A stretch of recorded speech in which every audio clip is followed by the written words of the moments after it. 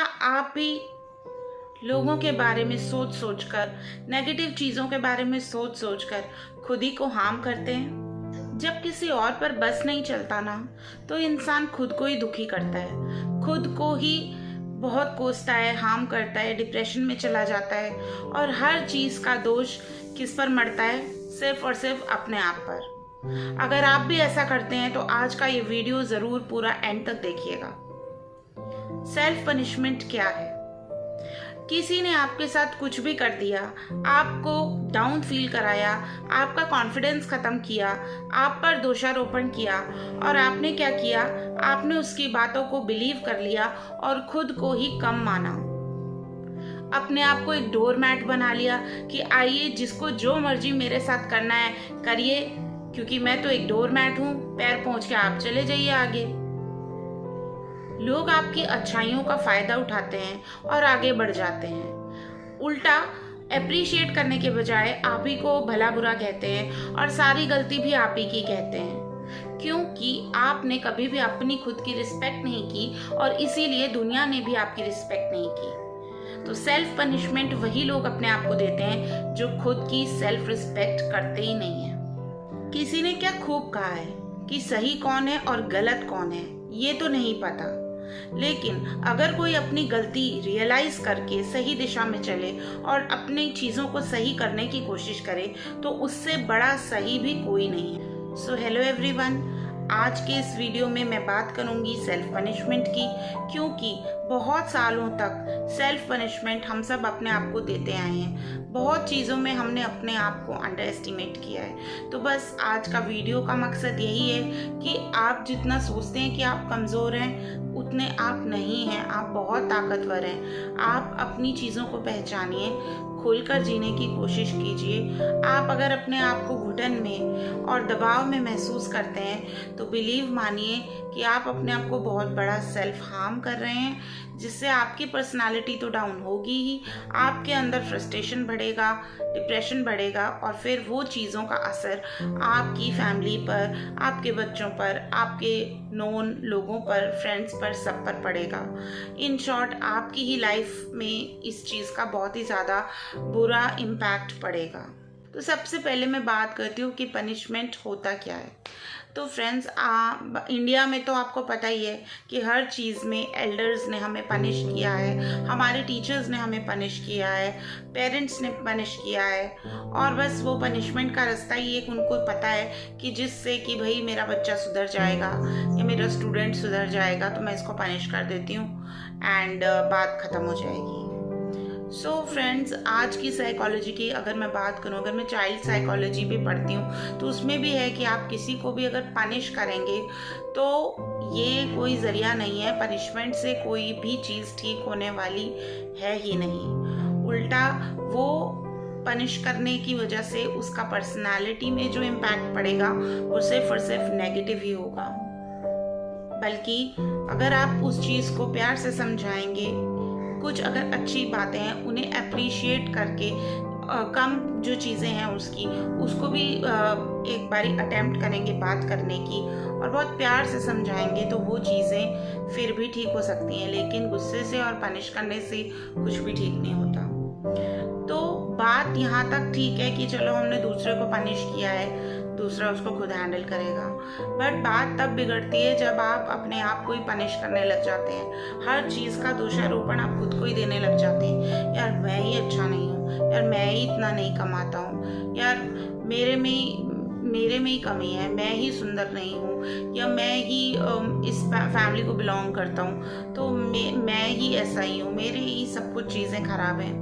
तो हम क्या करते हैं, खुद को ही गलत बोलने लग जाते हैं और फिर अपना ही सिर पीटते हैं। मैं खाना नहीं खा रहा, गलती मेरी है, मैं ये नहीं कर रहा। और सही चीज़ें अगर आप कर भी रहे होते हैं तो आप पटरी से हट जाते हैं और आपके काम में ना फिर बिगड़ने लग जाते हैं।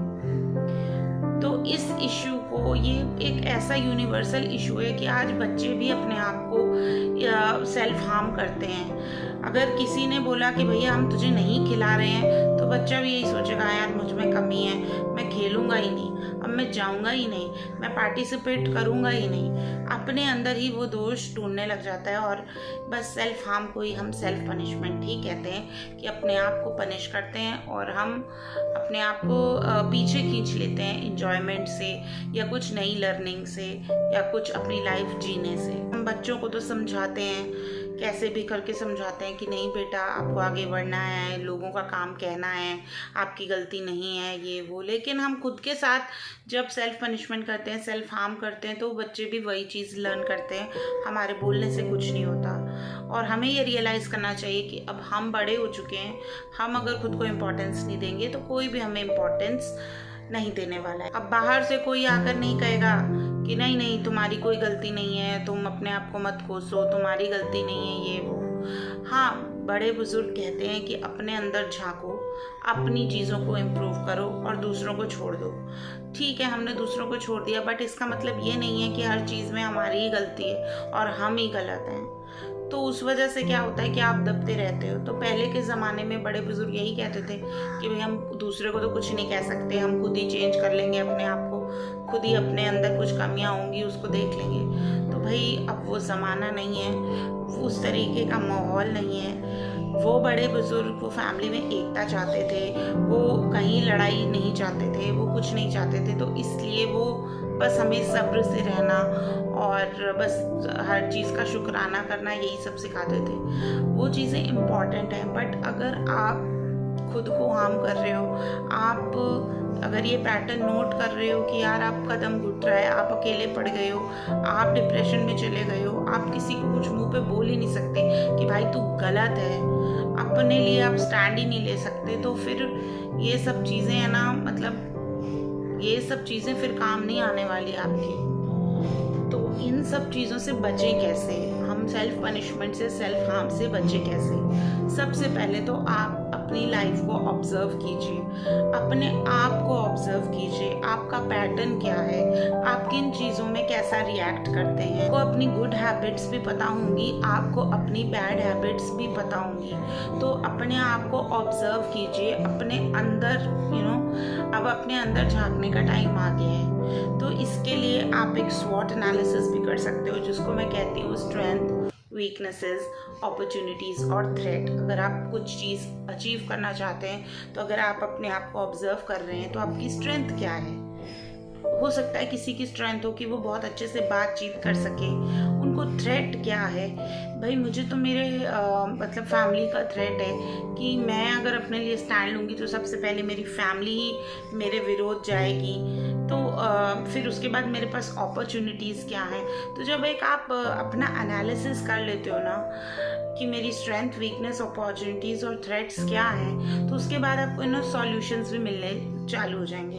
ठीक है, फुल फैमिली आपको सपोर्ट नहीं करेगी, बट एक आध मेंबर भी अगर आपको सपोर्ट करता है तो देन फाइन। आप डूबने वाले को तो तिनके का सहारा ही काफ़ी है ना।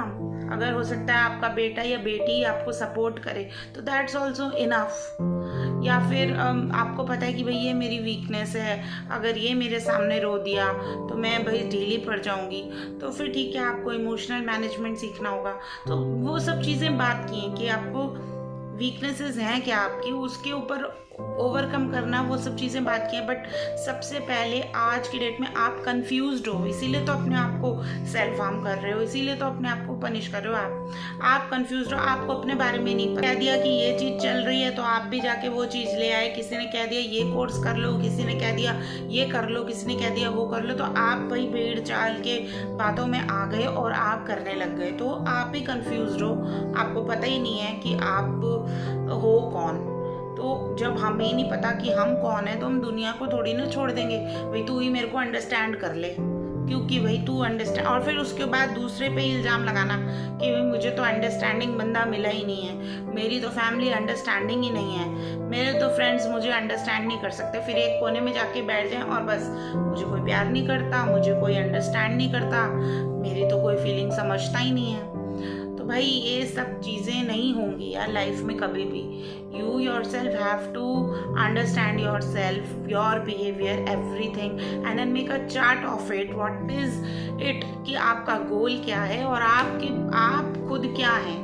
तो वो फिर जब आपको पता चलेगा आप ये सब हैं, तो उस गोल तक जाने के लिए हमें कैसे मेहनत करनी है वो भी मैं आपको बताती हूँ। इस चीज़ को करने के बाद, ये मेजर चीज़ करने के बाद एनालिसिस अपना, आप सेकंड चीज़ पे बढ़ेंगे, वो है कि अपनी जो आपने वीकनेसेस लिखी होंगी ना, सपोज किसी ने लिखा है emotional, I am emotional and then I harm myself, तो वो इमोशनल मैनेजमेंट, इमोशनल इंटेलिजेंट में हम वर्क करेंगे, जो कि मैं आने वाले वीडियोस में भी लेके आऊँगी। और पहले भी कई बार मैंने अपने वीडियोस में इन चीज़ों की बातें की हैं, तो आप देख सकते हैं वो वीडियोस भी। बट एक मैं फुल इमोशनल इंटेलिजेंस पे एक वीडियो ज़रूर लेकर आऊँगी, क्योंकि भारत में हाउस वाइफ हो गई या वर्किंग वूमन हो गई, या मतलब लेडीज़ तो हैं ही हैं जो इंटेलिजेंट हैं ही नहीं, इमोशनली काम करती हैं, तो वो उनके लिए इमोशनल इंटेलिजेंट होना बहुत ज़रूरी है। और इसके अलावा बच्चे, आज का यूथ, उन्हें भी इमोशनल इंटेलिजेंस की बहुत ज़्यादा ज़रूरत है। और मिडिल एज मैन हैं जिनकी अभी जॉब को खतरा रहता है, या फिर नया सिरे से हर चीज़ शुरू करनी होती है, तो वो भी बहुत सारे इमोशंस में फंसे होते हैं। तो वो सब टॉपिक एक अलग ही बड़ा वीडियो बनेगा, इस वीडियो में बात नहीं करूँगी, तो वो चीज़ें हम नेक्स्ट उसमें कवर करेंगे। बहरहाल अगर आपने वीकनेस अपनी इमोशनल लिखी है तो आप उसके नीचे लिख लीजिए that you have to learn emotional management. Second thing आती है कि भाई मेरे को टाइम नहीं मिलता, किस मेरी वीकनेस ये है यार, मेरे को टाइम ही नहीं पता, टाइम ही नहीं मिलता। भाई बच्चों के काम में लग गए तो बच्चों के काम में लग गए, घर के काम में लग गए तो घर के काम में लग गए, और अपने अंदर फ्रस्ट्रेशन बढ़ती जा रही है कि मैं तो कुछ कर नहीं पा रही, मेरी तो जॉब का सबैटिकल था, अब वो तो कब ख़त्म ही हो गया, मुझे समझ नहीं आया, मैं वापस कम बैक नहीं कर पाई, या मुझे बहुत सारी चीज़ें आपने टाइम मैनेजमेंट नहीं की, ठीक है ना। तो आपको उसके लिए बहुत ही एक सिंपल मैं फॉर्मूला बता रही हूँ। वैसे मेरे चैनल पर टाइम्स को मैनेज करने का पूरा वीडियो है, बट ठीक है, मैं एक बार और न्यू वीडियो भी बनाऊंगी बहुत सारी नई चीज़ों के साथ, नई थ्योरीज़ के साथ, जो हमारे मैनेजमेंट बुक्स में होती हैं, उन थ्योरीज़ के साथ भी लेके आऊँगी टाइम मैनेजमेंट। बट अभी के लिए मैं आपको बहुत छोटी चीज़ बता रही हूँ। आप एक चार्ट बनाइए, इम्पॉर्टेंट और अर्जेंसी, दो कॉलम बना लो, ठीक है। मैं आपको बहुत बड़ा चार्ट बताऊँगी तो हाउस वाइफ तो कर पाएंगी नहीं, और फिर आपको लगेगा बहुत सारा काम बता दिया मैम ने। तो कुछ नहीं, आप इम्पॉर्टेंट और अर्जेंट को लिख लो। सबसे इम्पॉर्टेंट काम जो है वो आपने सबसे ऊपर लिखना है, उसके बाद लेस इम्पॉर्टेंट वर्क्स, तो नीचे नीचे आपके पास बेकार के ही काम आएंगे जिनको आपने नहीं भी किया तो चलेगा। और बस वो अर्जेंट के कॉलम में आपको टिक करना है कि ये इम्पॉर्टेंट तो है बट ये अर्जेंट भी है, तो उनको टिक करना है। तो जो अर्जेंट वाले काम है और इम्पॉर्टेंट भी हैं, बहुत इम्पॉर्टेंट है, ऊपर के 5-6 पॉइंट्स में हैं वो, तो उनको आप पहले कर लीजिए, ठीक है। तो इससे आपको प्रायोरिटी पता चलेगी कि मुझे किस काम को प्रायोरिटी देनी है। और अब छोटा माइक्रो मैनेज करेंगे ना इन चीज़ों को, तो आप बड़े गोल्स भी अचीव कर पाएंगे। और खुद को एक ही लाइफ मिली है आपको तो मालूम ही है कि ये ज़िंदगी बहुत छोटी है, कब क्या हो जाए नहीं पता। Life is too short to give punishments to others as well as to own self. हो गई गलती तो हो गई गलती यार, खुद को क्या कोसना। आपको मालूम है ना, इंसान गलतियों का पुतला है।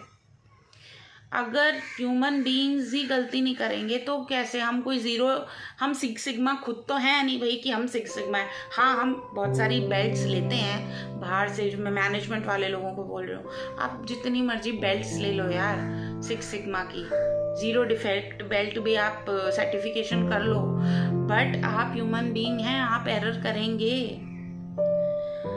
जिन लोगों को मेरी ये भाषा समझ नहीं आ रही तो मैं उनके लिए बता दूं कि जिस तरीके से एक पायलट है, अगर उसने एक भी तकनीकी एरर कर दिया उसका प्लेन क्रैश हो जाएगा, तो उसको 0 डिफेक्ट पॉलिसी करनी होती है।